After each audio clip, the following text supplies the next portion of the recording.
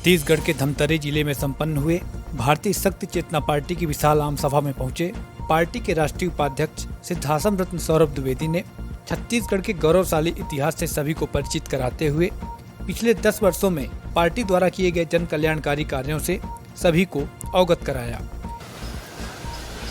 माना कि अंधेरा घना है, माना कि अंधेरा घना है, लेकिन एक दीपक जलाना कब मना है।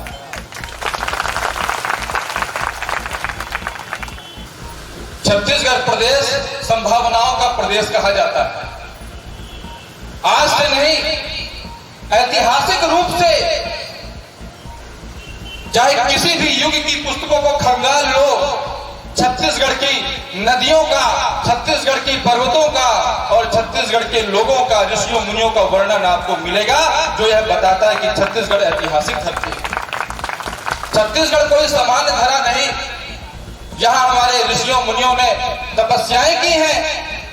यहाँ पर भगवान राम को यहाँ से गुजरना पड़ा, उनके चरण कमल यहाँ पर पड़े।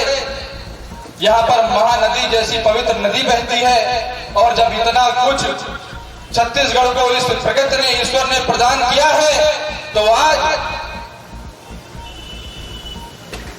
इन राजनेताओं की क्या मजाल कि छत्तीसगढ़ को पतन के मार्ग पर ले जाएंगे। प्रकृति फिर से उठ खड़ी हुई है भगवती मानव कल्याण संगठन और भारतीय शक्ति चेतना पार्टी के रूप में। हजारों हजार जो लाखों लाख भारतीय शक्ति चेतना पार्टी के सदस्य छत्तीसगढ़ प्रदेश के हर जिले में लोगों के बीच जा रहे हैं, उनके बीच परिवर्तन का कार्य कर रहे हैं, वह सहज नहीं है। आने वाले समय में देखिएगा इसका परिणाम कितना बड़ा आपको दिखाई देगा। कुछ लोग कहते हैं, कुछ पार्टी वाले कहते हैं कि भारतीय शक्ति चेतना पार्टी ने छत्तीसगढ़ में किया क्या है। हमें बताने की आवश्यकता नहीं। अगर वह नहीं जानता तो या तो वह छत्तीसगढ़ में रहता नहीं होगा, और अगर छत्तीसगढ़ में रहता है तब भी कहता है कि भारतीय शक्ति चेतना पार्टी ने क्या किया, तो निश्चित मानिए कि आंख बंद करके रह रहा होगा, आंखों का अंधा होगा।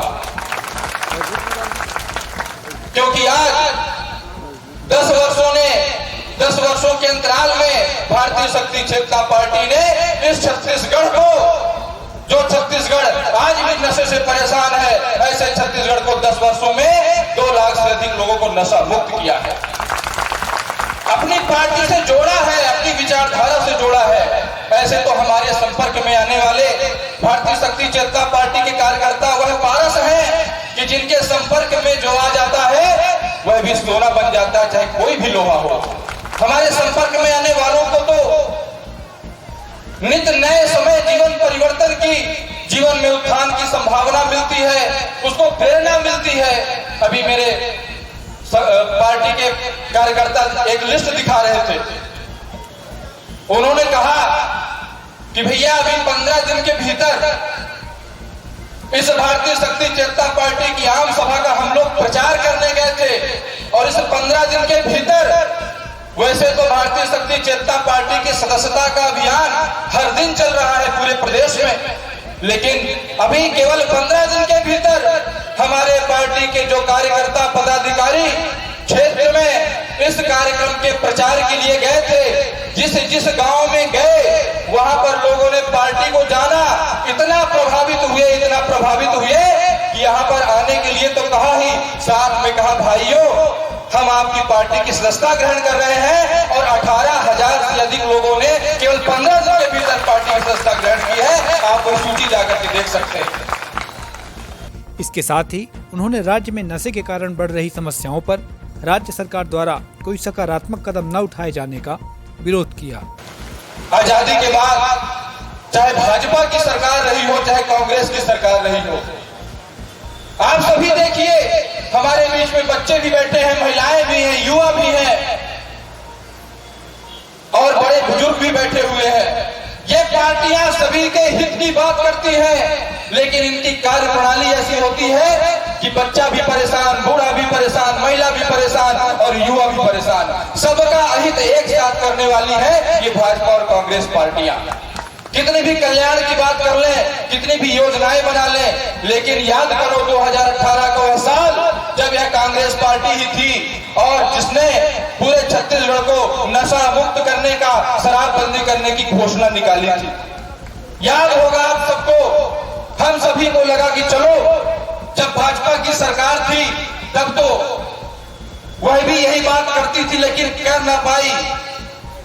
हमने देखा था भाजपा के कार्यकाल में कि किस तरह जो युवा नौकरी चाकरी करने के लायक भी थे उनको शराब पिला पिला करके इतना बेबस, मजबूर और कमजोर कर दिया कि जो रोजगार करते थे वो भी बेचारे घर में बैठ गए। कई लोगों के घर उजड़ जाते हैं। तो हमें लगा कि चलो कांग्रेस पार्टी आई है, कम से कम नशा मुक्ति का काम तो करेगी।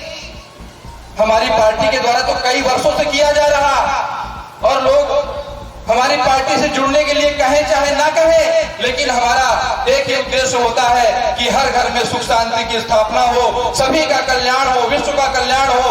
हम जाति भेद, छुआछूत, ऊंच नीच, किसी को सबको भुला करके केवल नशा मुक्त करने का प्रयास करते हैं। हम मानते हैं कि जिस घर में नशा मुक्ति होगी उस घर में रोजगार भी मिलेगा, उस घर में सुख शांति की स्थापना भी होगी, उस घर में आर्थिक उन्नति भी अपने आप होती चली जाएगी। हमारा विश्वास था कि कांग्रेस भी ऐसे करेगी, लेकिन भूपेश बघेल की सरकार, लानत है ऐसी सरकार पर जिसने विश्वास दिलाया, क्योंकि वह जानती है कि छत्तीसगढ़ को हमेशा पिछड़ा प्रदेश कहते हैं। पता नहीं क्यों पिछड़ा प्रदेश बोले, पिछड़ा प्रदेश है, हम आगे ले जा रहे हैं। 75 साल हो गए, कब तक आगे ले जाते रहोगे, कितना आगे ले जाओगे?